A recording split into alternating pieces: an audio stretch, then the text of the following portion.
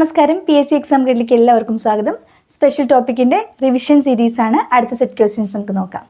ആദ്യത്തെ ചോദ്യം, dash is a centrally sponsored scheme of MHRD government of India for the development of secondary education in public schools.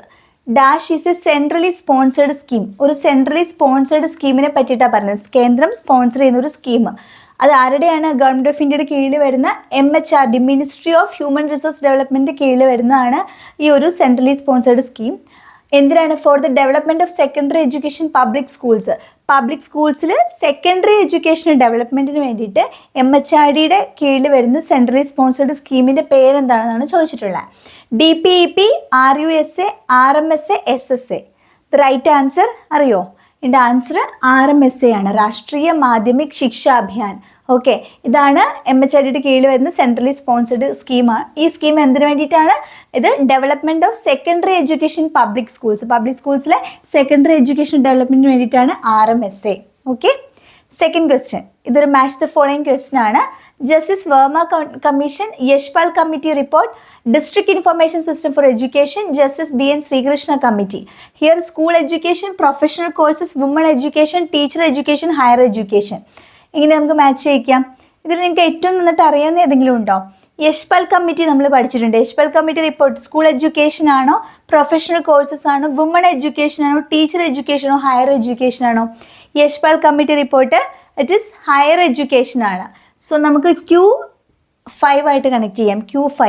Q5 വരുന്ന രണ്ട് ഓപ്ഷനാണ് ഉള്ളത്. Option A അല്ലെങ്കിൽ option C ആണ്. ഇതിനകത്ത് നമുക്ക് Q5 എന്ന് കിട്ടി. So Yashpal committee report higher education നമ്മൾ കൊടുത്തു കഴിഞ്ഞു. ഇനിയുള്ളത് P, ജസ്റ്റിസ് വർമ്മ കമ്മീഷനാണ്. ജസ്റ്റിസ് വർമ്മ കമ്മീഷൻ ടീച്ചേഴ്സ് എഡ്യൂക്കേഷനുമായിട്ട് ബന്ധപ്പെട്ടതാണ്. P4 ആണ് കേട്ടോ. ടീച്ചേഴ്സ് എഡ്യൂക്കേഷനാണ് വർമ്മ കമ്മീഷൻ പറഞ്ഞത്. ഓക്കെ, ഇനി 6, district information system for education. Information system for education, district information system for education it is 1, school education ആണ്. ഓക്കെ, ദെൻ യെസ് വന്നിട്ട് justice B.N. Srikrishna committee woman എഡ്യൂക്കേഷനുമായിട്ട് ബന്ധപ്പെട്ടാണ്, woman education. So option A ആണ് right answer. അപ്പോൾ Yashpal committee report higher education ആണ്. പിന്നെ district information system for education എന്ന് പറയുമ്പോൾ നമുക്ക് സ്കൂൾ എഡ്യൂക്കേഷനായിട്ട് കണക്ട് ചെയ്യണം. School education. Srikrishna committee woman എഡ്യൂക്കേഷനും വർമ്മ കമ്മീഷൻ എന്താണ്?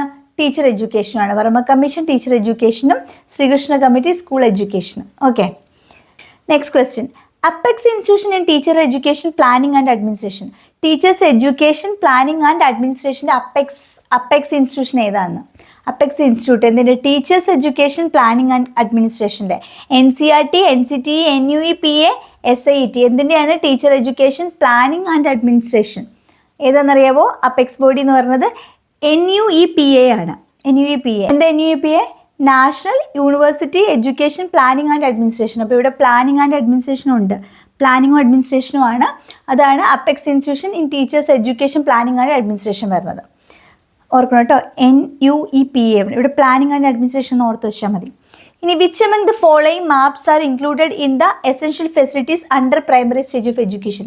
പ്രൈമറി സ്റ്റേജ് ഓഫ് എഡ്യൂക്കേഷനിലെ എസെൻഷ്യൽ ഫെസിലിറ്റീസ് വരുന്നത് ഏതൊക്കെയാണെന്ന്? District level, state level, country level. ഇത് ഏതാണെന്ന്? Which among the following maps are included? ഇതിൽ മൂന്നിൽ ഏതൊക്കെയാണ് ഇൻക്ലൂഡ് ചെയ്യിച്ചിരിക്കുന്നത്? Essential facilities under primary stage of education. Primary stage of എഡ്യൂക്കേഷനിലെ എസെൻഷ്യൽ ഫെസിലിറ്റീസ് ഇൻക്ലൂഡ് ചെയ്യിച്ചിരിക്കുന്നത് ഡിസ്ട്രിക്ട്, സ്റ്റേറ്റ്, കൺട്രി. ഏതൊക്കെയാണ്? 3 ഉണ്ട് കേട്ടോ. പ്രൈമറി എഡ്യൂക്കേഷൻ്റെ ആ ഒരു എസെൻഷ്യൽ ഫെസിലിറ്റീസിൽ ഇത് 3 വരുന്നുണ്ട്. ഡിസ്ട്രിക്റ്റും സ്റ്റേറ്റും കൺട്രിയും വരുന്നുണ്ട്. സോ ഓൾ ആണ് ആൻസർ വരുന്നത്. ഓക്കെ, ഇനി ദൂരദർശൻസ് എഡ്യൂക്കേഷൻ TV ചാനൽ. ദൂരദർശൻ്റെ എഡ്യൂക്കേഷൻ TV ചാനലിൻ്റെ പേരെന്താണ്? ഏതാണ് ദൂരദർശൻ്റെ TV ചാനലിൻ്റെ പേര്? ദൂരദർശൻസ് എഡ്യൂക്കേഷൻ TV ചാനലിൻ്റെ പേര് ഗുരുകുൽ, ഗ്യാൻ ഭാരതി, ഗ്യാൻ ദർശൻ വിദ്യ. റൈറ്റ് ആൻസർ ഗ്യാൻ ഭാരതി കേട്ടോ, Gyan Bharati. Okay, 6th question operation black ബോർഡിനെ പറ്റിയിട്ടാണ്. നമ്മൾ ഓപ്പറേഷൻ ബ്ലാക്ക് ബോർഡ് പഠിച്ചിരുന്നു അല്ലേ? അപ്പം അതിൽ താഴെ തന്നിട്ടുള്ള ഏതാണ് ശരിയായ സ്റ്റേറ്റ്മെൻറ്റ് എന്ന് ചോദിക്കുന്നത്. സ്റ്റേറ്റ്മെൻറ്റ് 1 പറയണത് purpose of operation black board to ensure provision of minimum education essential facilities as well as learning equipment. Purpose of operation black ബോർഡിൻ്റെ പർപ്പസ് എന്ന് പറയുന്നത് ensure provision of minimum essential facilities, ഏറ്റവും minimum അത്യാവശ്യം വേണ്ട facilities കൊടുക്കുക, അതേപോലെ as well as learning equipment, അത്യാവശ്യം വേണ്ട ലേണിംഗ് എക്യുപ്മെൻറ്റും അത്യാവശ്യം വേണ്ട ഫെസിലിറ്റീസ് എല്ലാം കൊടുക്കുക എന്നുള്ളൊരു പർപ്പസോട് കൂടിയിട്ടാണ് ഓപ്പറേഷൻ ബ്ലാക്ക് ബോർഡ് നിലവിൽ വന്നിരുന്നത്. ശരിയല്ലേ? അത് ശരിയായ സ്റ്റേറ്റ്മെൻ്റ് ആണ്. ഇത് എന്നാലും ശരിയാണ്. Second statement, district education commission will be required to give undertaking for maintenance and upkeeping of buildings and other structures എന്ന്. അപ്പം district education commission required for, എന്തിനാണ് district education commission required to give? എന്തൊക്കെയാണ്? Maintenance and upkeeping of buildings and other structures, ബിൽഡിംഗ്സിൻ്റെയും മറ്റ് സ്ട്രക്ചേഴ്സിൻ്റെയും ഒക്കെ ഒരു മെയിൻ്റനൻസും കാര്യങ്ങളൊക്കെയാണ് ഡിസ്ട്രിക്ട് എഡ്യൂക്കേഷൻ കമ്മീഷൻ. ശരിയാണ് കേട്ടോ, അതൊരു ശരിയായ സ്റ്റേറ്റ്മെൻ്റ് ആണ്. ഡിസ്ട്രിക്ട് എഡ്യൂക്കേഷൻ കമ്മീഷൻ ആണ് will be required to give undertaking and for maintenance and upkeeping of buildings and other structures. Third, primary school wise inventories of available structures will be prepared for systematic planning.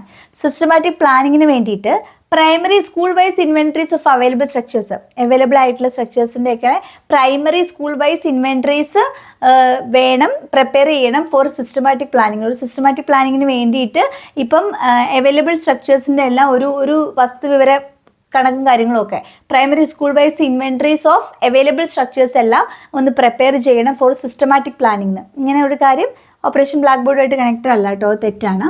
Last one, inexpensive building designs will be prepared keeping in the view the agroclimatic conditions and utilizing locally available materials. Inexpensive building designs, അധികം വിലയില്ലാത്ത building designs ഒക്കെ prepare ചെയ്യുക.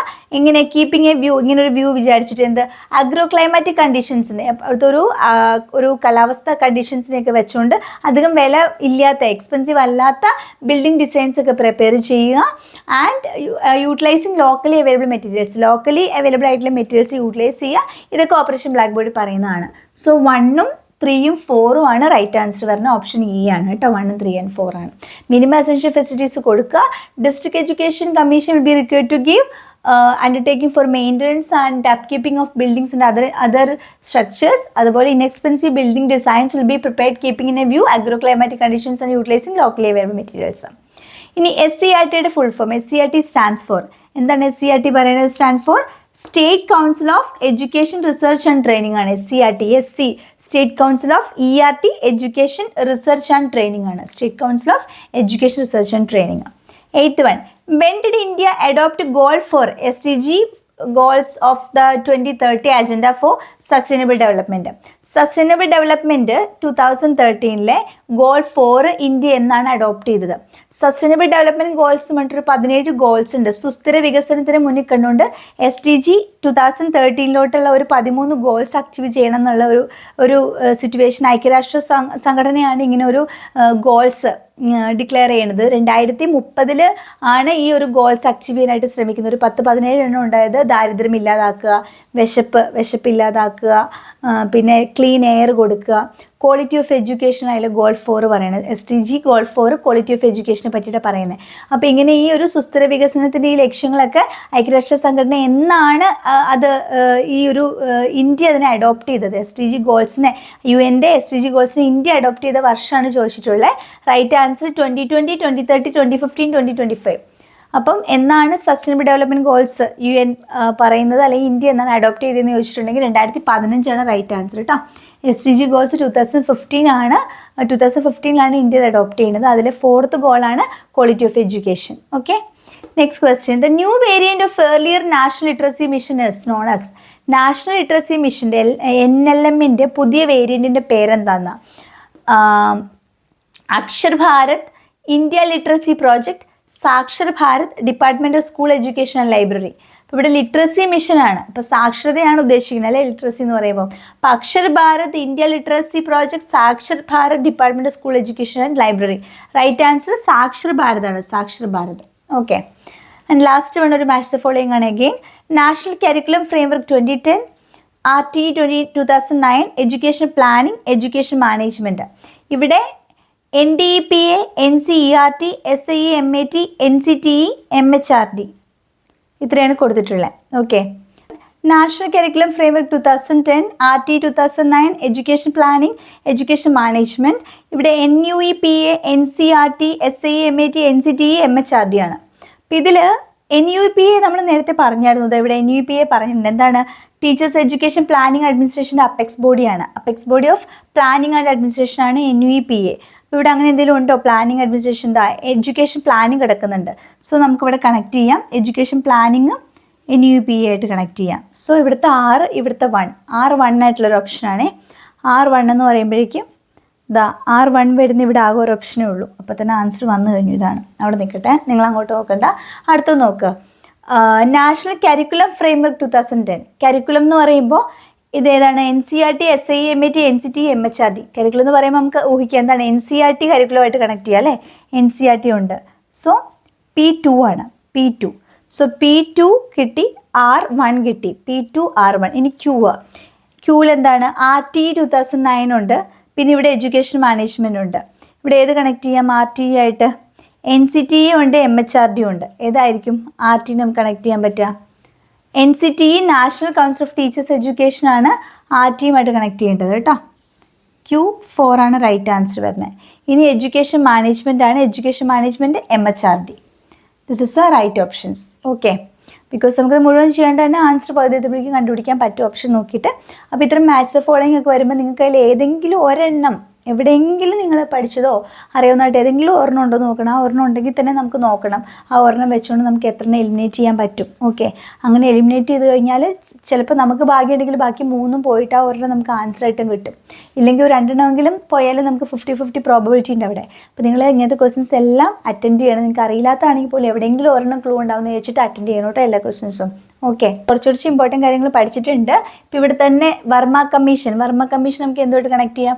Teacher എഡ്യൂക്കേഷനുമായിട്ട് connect ചെയ്യാം. Verma commission teacher എഡ്യൂക്കേഷനായിട്ട് connect ചെയ്യാം. Yashpal committee higher education. പിന്നെ information system, district information system school education. BN Srikrishna committee woman education. Srikrishna committee woman education അല്ലേ? Srikrishna committee woman education. അതുപോലെ വർമ്മ കമ്മിറ്റി വന്നിട്ട് teachers education. Verma committee teachers education. Higher education പറഞ്ഞത് ഏതാണ്? Higher education പറഞ്ഞത് നമ്മുടെ യശ്പാൽ കമ്മിറ്റിയാണ്. അവിടെ കണക്ട് ചെയ്യാം. പിന്നെ RMS എന്താണ്? മാധ്യമിക ശിക്ഷ അഭിയാനാണ് centrally sponsored scheme. Ministry of human resource ഡെവലപ്മെൻറ്റിൻ്റെ സെൻട്രലി സ്പോൺസേർഡ് സ്കീമാണ് RMS എന്ന് പറഞ്ഞത്. പിന്നെ teachers education planning and administration apex body NUEPA ഇനി മറക്കില്ലല്ലോ. NUEPA. ഓക്കെ, ഇങ്ങനെ ഓർത്താൽ മതി. National university education planning and administration പേരിലുണ്ട്. പിന്നെ operation black board minimum essential ആയിട്ടുള്ള കാര്യങ്ങളൊക്കെ പ്രൊവൈഡ് ചെയ്യുക. District education commission will be required to give undertaking for maintenance and upkeeping of buildings and other structures. Inexpensive building designs will be prepared keeping in a view agroclimatic condition and utilising locally available materials. SCET full form പഠിച്ചു. എന്താണ്? State council of education research and training. അതേപോലെ SDG sustainable development goal for quality of education 2015 India adopt ചെയ്യുന്നത്. പിന്നെ NLMൻ്റെ new variant ആണ് സാക്ഷർ ഭാരത്. പിന്നെ ഇവിടുന്ന് നമ്മൾ match the ഫോളോയിങ്ങിൽ കുറച്ച് കാര്യങ്ങൾ മനസ്സിലാക്കി. അപ്പോൾ എല്ലാം ഇമ്പോർട്ടൻ്റ്. ഏതാണ് വരുന്നത് നമുക്ക് പറയാൻ പറ്റില്ലല്ലോ, ഒന്നും പറയാൻ പറ്റില്ല. എല്ലാം ഭയങ്കര കണ്ടറിയേണ്ട കാര്യങ്ങളാണ്. സ്പെഷ്യൽ ടോപ്പിക്കിൻ്റെ ക്വസ്റ്റ്യൻസ് നമ്മൾ കാണാൻ പോകുന്നത്. നമുക്ക് കൂടുതൽ പ്രീവിയസ് ക്വസ്റ്റ്യൻ പേപ്പേഴ്സിന് റെഫറൻസ് ഇല്ല ഇതിനകത്ത് അല്ലേ? അപ്പോൾ നമുക്ക് നോക്കാം. നമ്മൾ കുറേ കാര്യങ്ങൾ പഠിച്ചിട്ടുണ്ട്. അപ്പം ഇതിൽ എന്തൊക്കെ വരും എന്താണെങ്കിലും നമുക്ക് കണ്ടറിയണം. നിങ്ങൾ മാക്സിമം കോൺഫിഡൻ്റ് ആയിട്ട് പോവുക. പഠിച്ചിട്ടുള്ള കാര്യങ്ങൾ കുറേയൊക്കെ നിങ്ങൾ പഠിച്ചിട്ടുണ്ട്. അതിൽ നിന്ന് കിട്ടുന്ന തന്നെ വിശ്വാസത്തോടെ എക്സാമിനേഷന് പോവുക. ഓക്കെ, അപ്പോൾ നിങ്ങൾക്ക് ഈ ഒരു സെഷൻ ഉപകാരപ്പെട്ടു എന്നുണ്ടെങ്കിൽ തീർച്ചയായിട്ടും ലൈക്ക് ചെയ്യുക, ഷെയർ ചെയ്യുക, സബ്സ്ക്രൈബ് ചെയ്യുക. മറ്റൊരു ക്ലാസ് വീണ്ടും കാണാം. അതുവരേക്കും